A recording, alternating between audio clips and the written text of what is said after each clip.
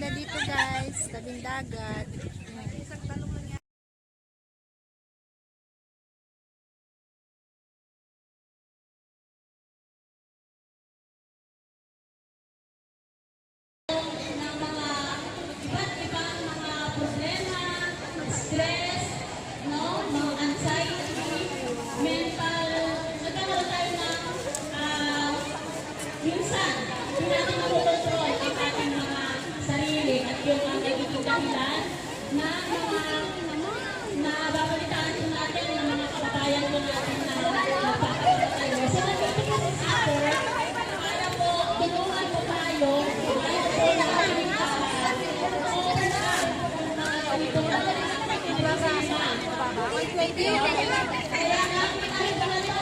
Baka gusto yung bumili ng ticket.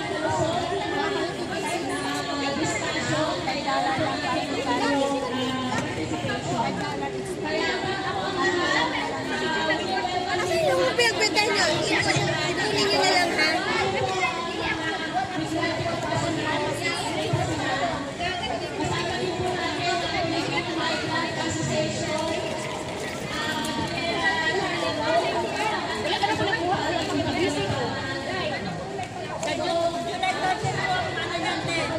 Anniversary po.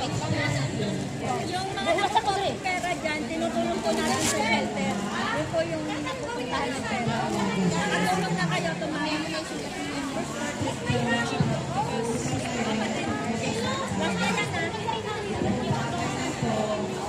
Sinalipat mo siya. Bring your grandmother. Okay. Ay, ikaw dito! Kami dito! Ang tunay na usapan po ay kailangan natin gawin para naman tayo umabot sa dulo ng ating pag-iisip at gusto natin hindi po ang ating nabuhayan. So meron po tayo mga hanap at saka meron tayong registration para naman kung sino kayo at sino si Mama.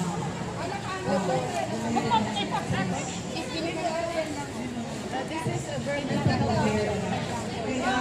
This is free profession, but we close it now because we have a guest. It's going to give a mental health workshop. Come back in 1 hour, but you can stay. Mental health workshop after. Sino ba ako? Bakit ba ako magpapakay pa yung nakikibili ko yung mga pieces sa video? So, kaya gusto ko yung tao pa ako po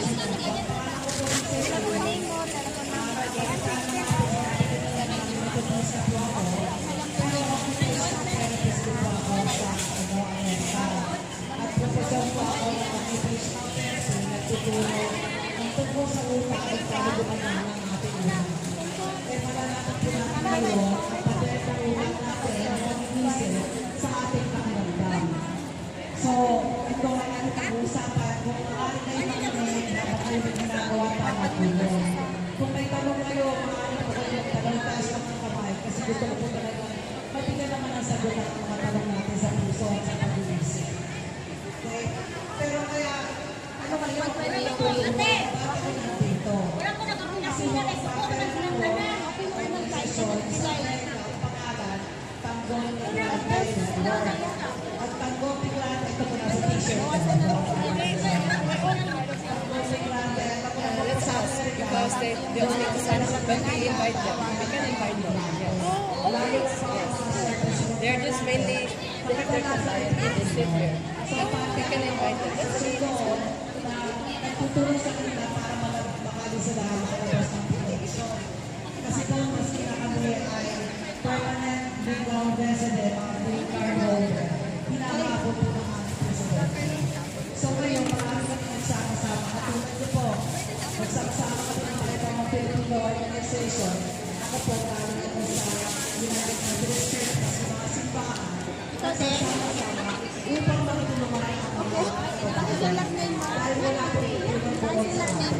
So katulad din ang pag-isama sa akin dito, yung kami ginagawa namin sa Amerika. So ang video ko ay para sa mga dahil na katulad. So sa lahat ng mga para kung may problema kayo, so marami sa atin na tinatalo na yung tawag gusto ko magpapagawa. So, ang kadalasan ang isip natin, ano nga ba ang mental health? Yun ang ating pag-uaralan. Ano ang mental health? Pangalawa, alamin natin. Masasama. Hindi ko, ang utak natin, ang ating brain, mismo ang brain ang nagkakaroon ng problema minsan. Ang totoo, hindi naman natin magagawa ng paraan ang pag-iba ng ating utak. Lahat ng mga experience nyo, lahat ng ginawa nyo sa buhay, maganda man o hindi, nai-store, nakikip-kip ng ating utak. May parte ng utak dyan na kinikip-kip yan ang pangalan limbic system. Yung limbic system, nakikita mo na sa litrato, lahat ng ginawa ko mula pagkabata, lahat ng mga problemang dinanasan ko, nakikip-kip doon. Pero ang kagandahan ng limbic system, nakikip-kip din yung mga magagandang bagay. Yung mga celebration yun ng birthday, ng anniversary, yung mga sasaryang pagsasama-sama ng Pasko, ng bagong taon, nandun din, nakikip-kip din dyan sa brain. So, huwag naman natin sisihin yung ating utak sa mga lahat ng pangyayari. Natural lang na ginagawa yan. Ang problema, basta minsan, may naaamoy ka, naririnig, nagagawa, bumabalik lahat yung pinagdanasan mo. So, all of those memories come back, right? So, hindi mo gusto man, bumabalik pa rin. So marami nakaka-experience sa atin na nako, nagtatago sa mga ibang tao dahil pag nakikita niya yung taong yun, sumasama ang loob. Hindi niya matandaan kung bakit gano'n. Yung pala, yung kanyang limbic system ay nagtitrigger ng mga memory na hindi maganda. Okay? Totoo, may mga nararamdaman ka masasama, maski na ang nangyayari, mabuti, hindi mo maintindihan bakit ba ako nagkakaganito. Ang kadalasan, yung limbic system o ang utak ang nagre-reaction sa iyo. So, hindi naman natin laging sisihin ang sarili, ano? Kung minsan napasinghal ka sa kaibigan o sa kapatid, kung minsan nalulungkot ka na hindi mo maintindihan, o minsan tulirong-tuliro ka, hindi ka naman, sabi wala naman nangyayari sa buhay kung bakit pa gano'n. Maaari na ang ating limbic system ay na-trigger ng kaunti. So ano bang magagawa natin dyan sa paganyang pangyayari? Anong gagawin natin kung ganito na ang ating utak ay natutuluro? So ngayon, ang pag-uusapan natin, mga bagay natin gawin. Okay? So bago yun, magsisimula tayo, yung aking captive audience na dalawa, may aabot ako sa inyo, ha? Sandali.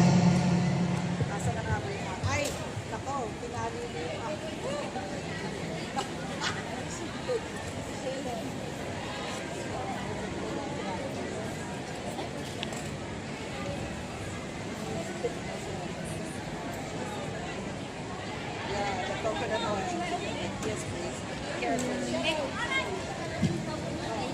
Pakiamoy ito. Amoyin lang, hawakan, dahan-dahan. Pasa mo. Wow. Amoy yung mga ate, Aribel. Sarap ano? Oh, sarap. Anong amoy yan? Sampagitan. Okay? O, eto, amoy mo ka. Buksan mo. Open it up first. Yeah, just open it up first. And then just add it.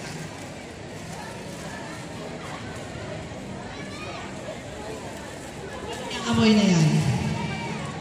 Oh. Oh. So, naaamoy mo. So, ang tanong ko, anong bumabalik na memory sa'yo nang maamoy mo yung sampagita? At anong bumabalik na memory nang maamoy mo yung langis ng yung coconut oil? Pinasa ko sa'yo? Bumili ka? Hindi pa. Probinsya. Okay. Dalawa Taga saan mo kayo? Pangasinan ako, taga Infanta Quezon. Dami namin yung copra. Yan, naaamoy ko yung copra. Pero yung sampagita, anong natatandaan nyo? O bumabalik na bulaklak. Gumagamit ba kayo sa pagkita? Ano yung memory maliban sa bulaklak? Simbahan. Kasi ang simbahan natin Katoliko, maganda na yung bulaklak. May pang ilang-ilang pa, di ba? May magandang memory, di ba? So ganyang kabilis gumana ang ating utak. Hindi mo kailangang isipin, lumalabas, nagpa-flood. Let's call it sometimes a flood of memories come back, di ba? Bumabalik yung mga naaalala ko. Amazon, sorry. Pero yung oil sa pharmacy sa Pilipinas, marami sa pharmacy. Oo nga eh. Sa Amazon Virgin lang yan. coconut oil? Hasmin. Virgin Hasmin. coconut oil. So yan, gusto ko lang isipin ganyang kadalas, kabilis ang memory. Yung mga may handout, tingnan nyo po, yung katabi ng mga oil, ano yun? Nakita mo yung santol at saka kamyas? Kamyaso. Tingnan mo mabuti, anong nangyayari sa mga labi nyo sa bibig. Naglalaway na kayo, no? Kasi nakakatakam. Sa Amerika pa wala akong santol, dun sa lugar ko. So tumatawid pa kami Canada para makaharap ng santol. Wala na kami santulan na, santulen ba, yung ulam. Sabik na sabik. Nagtatantad kami, mag-stay kami sa Canada ng isang araw para na makakain ng mga prutas ng Pilipinas. Bakit? Kasi nagbibring ng memory pabalik. Yung masasaya naming memory bumabalik. Yung memory ng pagkabata bumabalik. So mas kinataihin ka, kumakain ka ng santol maghapon, siniguelas, kasi sa Amerika hindi pinapapasok yung mga prutas na yan. So again, yan po ang ehemplo natin kung gaano kalakas ang ating utak para i-bring yung ating, hindi lang memory, kundi yung pang emotions na associated dun sa memory. Tama? Nararamdaman mo lang, oy, natatandaan ko yung anak ko ganito, o natatandaan ko yung kapatid ko, nasugatan sa ganyan, daming bumabalik. So, tatandaan natin kung paano gumagana ang ating utak sa ganitong klaseng mga bagay. Kasi, ito yung mga good memory, no? Kaya lang meron din minsan mga bad memory na dumadating. May malalasahan ka, may maaamoy ka, may naririnig ka. Para ba nagtitrigger, tinatawag na ng trigger ng mga memory na hindi magaganda. Okay? Yung mga bagay na yan, minsan tumutulak sa mga puso natin para maging masikip, natatakot tayo, nag-aalala. Okay? So, ano bang gagawin natin sa mga bagay na ganyan? Okay. Turn natin yung page para malaman natin ano susunod.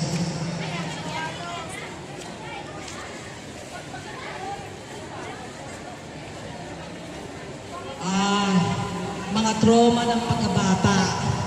So, pagkaganda yung biniisip natin kanina para sa inaamoy, pero ang research po, nalaman natin, ang mga trauma ng pagkabata or childhood trauma ay malaking bagay ang papel niyan sa paglaki natin. Okay? Sa atin po lahat ng paghihirap, alam natin na marami sa atin ay may childhood trauma. Okay?